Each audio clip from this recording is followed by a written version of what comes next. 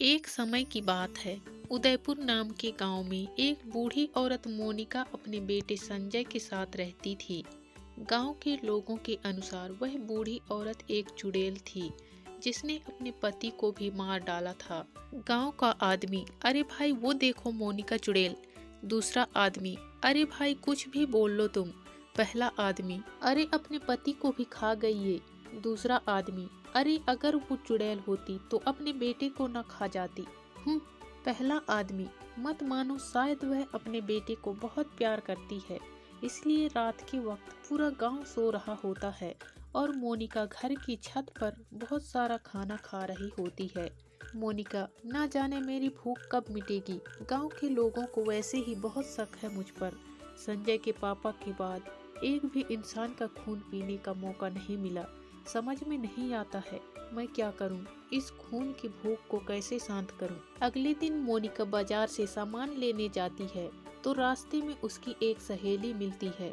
सहेली कहती है, कैसी हो मोनिका? मोनिका कहती है, मैं क्या बताऊं, संजय के पापा के बाद शरीर कमजोर सा रहता है, तुम घर पर आना शाम को। सहेली डरते हुए कहती है, शाम को?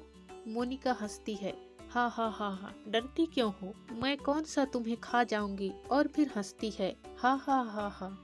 सहेली कहती है, आह नहीं नहीं बहन, मैं तो ये सोच रही थी कि संजय की उम्र हो रही है, मेरी दूर की बुआ की लड़की है, तो सोचा कि रिश्ते की बात। मोनिका अपनी सहेली की बात पूरी सुने बिना ही सोचने लग जाती है कि उसके खून का इंतजाम हो गया अब, और वह बिना संजय से बात किए हाँ कर देती है। कुछ दिनों बाद संजय की शादी हो जाती है और नई बहू घर पर आ जाती है।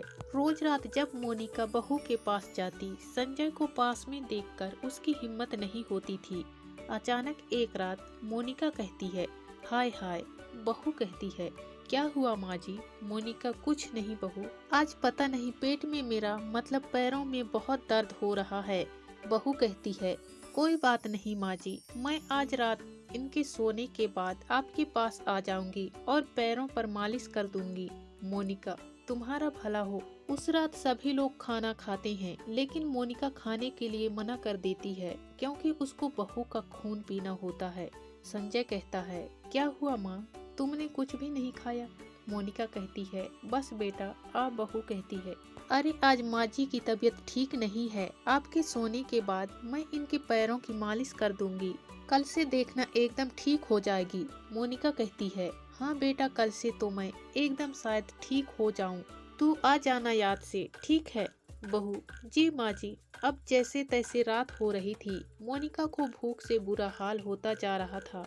अचानक बहू एक कटोरी में थोड़ा तेल लेकर कमरे में प्रवेश करती है। मोनिका कहती है, आ बेटा छत पर चलते हैं, मेरा आज ऊपर ही सोने का मन है। बहू, ठीक है माँ जी। ऐसा कहकर दोनों छत पर चले जाते हैं और बहू मोनिका के पैरों पर जैसे ही तेल लगाने लगती है, वो डर के मारे वहीं रुक जाती है क्योंकि मोनिका के पाँव उल्टे थे। बहू मन में सोचते हुए कहती है, अच्छा हुआ बुआ का, तो गांव वाले ठीक ही कहते थे इसके बारे में, ये है तो चुड़ैल ही। मोनिका, क्या हुआ बहू? बहू, कुछ नहीं माँ जी, मैं 1 मिनट में नीचे से और तेल लेकर आई। ऐसा कहते ही जैसे बहू नीचे जाने लगी, मोनिका ने उसको मना किया, लेकिन बहू एकदम नीचे गई और 5 मिनट में फिर आ गई। अब बहू फिर से मोनिका के पैर दबाने लगी। मोनिका के दांत और नाखून बड़े होने लग गए। अब वह बहू को मारने के लिए एकदम तैयार थी। देखते ही देखते मोनिका एकदम चुड़ैल के रूप में नजर आने लगी। बहू की पीठ होने की वजह से वह बेचारी कुछ भी नहीं देख पा रही थी। उसको मालूम भी नहीं था कि शायद आज उसकी आखिरी रात है। और यहाँ मोनिका के मुंह में पानी भरा जा रहा था। उसके हाथ बहू की गर्दन की तरफ बढ़ते जा रहे थे। बहू इन सब चीजों से अनजान थी और जैसे ही मोनिका बहू का गला दबाने ही वाली होती है कि अचानक एक जोर से आवाज होती है और संजय छत पर आ जाता है और मोनिका अपनी असली रूप में आ जाती है। संजय कहता है, अरे वाह माँ, इतना सास और बहू का प्यार पहली बार देखा। ये लो खाना तुम्हारी, बहू ने कहा था कि थोड़ी देर तक ले आना, और हाँ, इसने गरम भी अपने हाथों से किया है, लो अब खा के सो जाओ। ऐसा कहकर संजय और बहू वहाँ से चले जाते हैं और मोनिका गुस्से में सोचती है। मोनिका सोचते हुए हमसे कब तक, आखिर कब तक बचेगी बहू। जैसे तेरे ससुर की बलि चढ़ी है, तेरी भी चढ़ेगी जल्दी ही।